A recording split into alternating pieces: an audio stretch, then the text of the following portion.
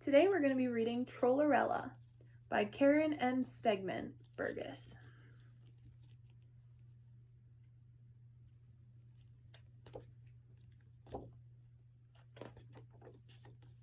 Long ago, under a castle bridge, lived a troll named Trollerella.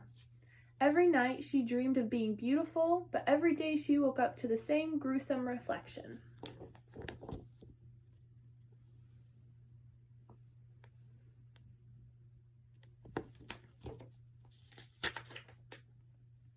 Trollerella's brother, Victroll, was proud of his ugliness and used it to his advantage.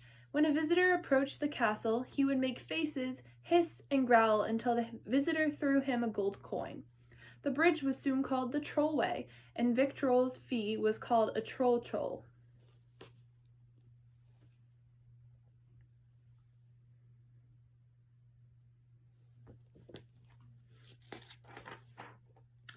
One day, after her morning cry, Trollerella heard the pounding of carriages on the bridge. She got there just in time to see an envelope fall to the ground. "Wait!" she yelled, but the carriages were already gone. Trollerella ripped open a lovely envelope, and it read, "You are cordially invited to the ball for the king's only son, Charlemagne, Prince Charming." Trollerella pressed her thin, slimy lips to the paper and sighed, "If only I could go to the ball."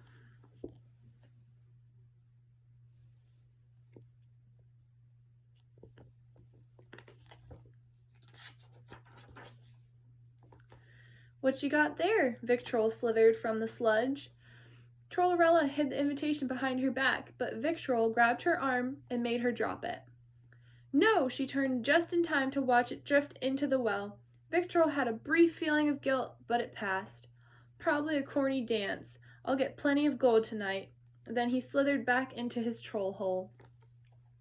Trollerella stomped away, or at least she tried to stomp, in the mud. It was full of sloth. I could have danced with the prince." She pulled Victroll's bag of gold from his hiding place and pushed it into a deep, dark well.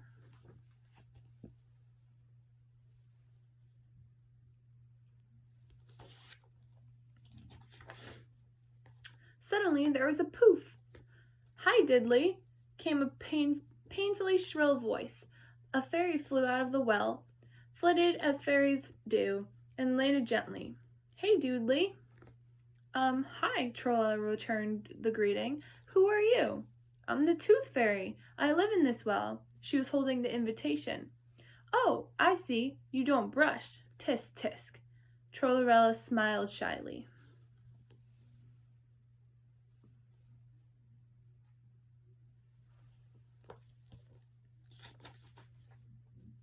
"Well, well. Get it? Well, well." The Tooth Fairy laughed in delight. "I seem to have been invited to the ball." "That invitation is mine," Trollerella explained. "My brother made me drop it." "Oh." The Tooth Fairy twirled on one toe. Trollerella asked, "Did you get the gold too?" "Oh, yes. Was that from you?" "Tell you what. To thank you for the gold, I'll give you anything you want." "Anything?" "Yes, I'm a registered dentist, and I tinker in orthodontia." "Perhaps you'd like a porcelain filling, braces, maybe a crown, a root canal, bridge work?" Trollerella looked at her bridge thoughtfully. It was already perfect. "Could you make me beautiful for just one night?"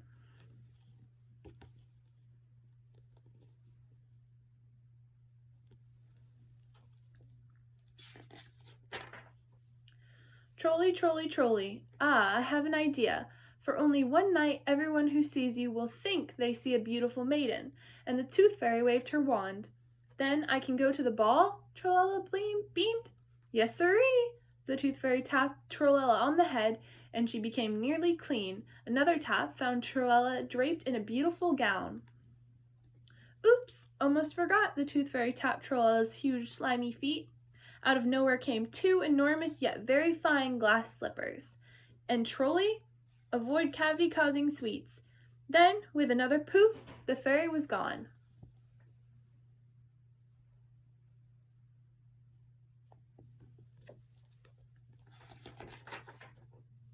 By sundown, the first carriage arrived. Vic Troll leaped into action, threatening the driver until he tossed the troll a gold coin. Trollerella decided she would be the last to the ball and make a glamorous entrance. At 10 o'clock, Trollerella waited at Tooth Fairy's well. When the next coach arrived, the coachman brought it to a screeching halt. "My fine woman," he said, "please board my coach before the evil troll kidnaps you and hoards your beauty for himself." Trollerella giggled, climbed on board, and tossed a coin to her brother.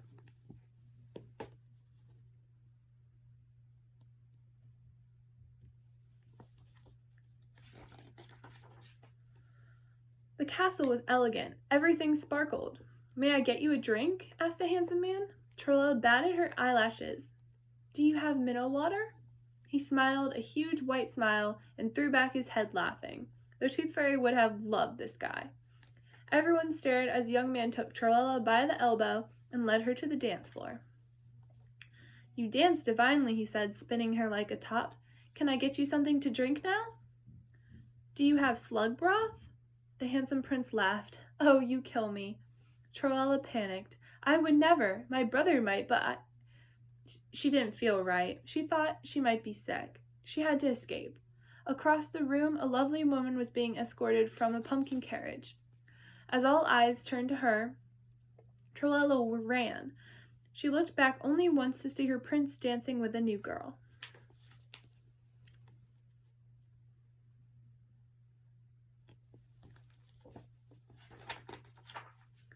When she got home, Trollerella realized that she had lost one of her lovely glass slippers.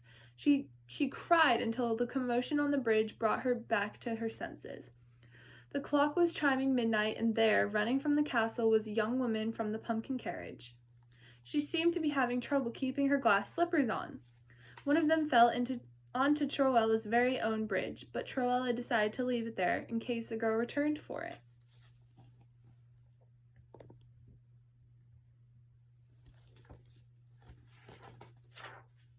The next morning, Sir Reginald left the castle with Trollella's glass slipper on a pillow. "Send a proclamation. All eligible girls will try on the slipper. Whomever it fits will marry the prince." Trollerella couldn't believe her ears. She went to the well. "Hello," she called. "Hi, Diddley. Hey, Doodly." Poof! The Tooth Fairy emerged. "Hi, Diddley, yourself, Trolly. How was the ball?" "Wonderful, but I got nervous and dropped a shoe, and the prince found it, and now he wants to marry me." The Tooth Fairy danced. "This could be a dilemma. This wand doesn't have enough power to make you seem beautiful forever." "No?" Trollerella felt tears pooling in her great big eyes. "Now let Toothy think." She rested her chin on the wand. "Yes, I have it. I'll just make the prince fall in love with you. But you must promise to brush and floss regularly." "I promise." Feather of ostrich, tail of dove, Trolly gets Prince Charming's love. Done.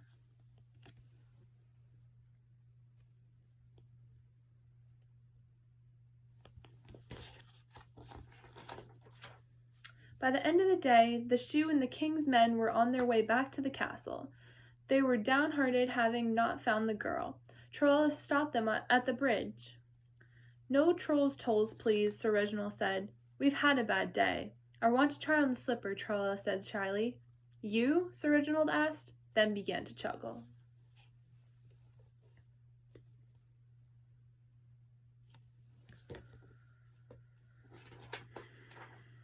The others followed, laughing louder and louder, until Trollerella grabbed the shoe and put it on her foot.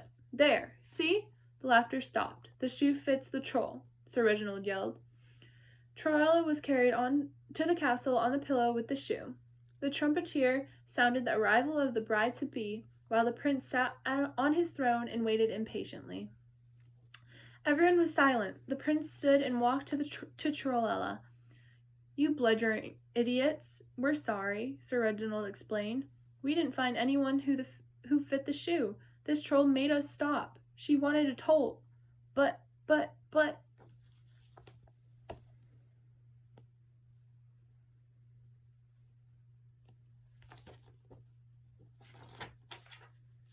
"Stop babbling." He took Trollerella by the hand. "My bride has not been given the engagement ring." "Oh, sorry." Sir Reginald reached into his pocket, pulled out a tiny ring, and gave it to Trollerella. "Put it on me?" Trollerella asked the prince. "Certainly." He tried to pry the ring on her long, bony finger, but it wouldn't fit. Then he noticed a large wart on her nose. He gracefully set the ring on the wart and kissed her. Everyone in the room felt his or her stomach turn, but smiled and applauded. Trollerella was to be the new princess.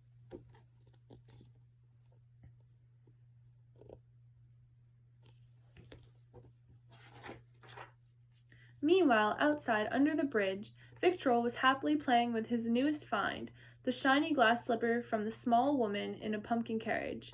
He could hear the sound of the moat water in it. And in a small house in town, Cinderella was packing her bag. She'd had enough abuse from her stepmother and stepsisters. She was going to move to the big city and start her own cleaning business.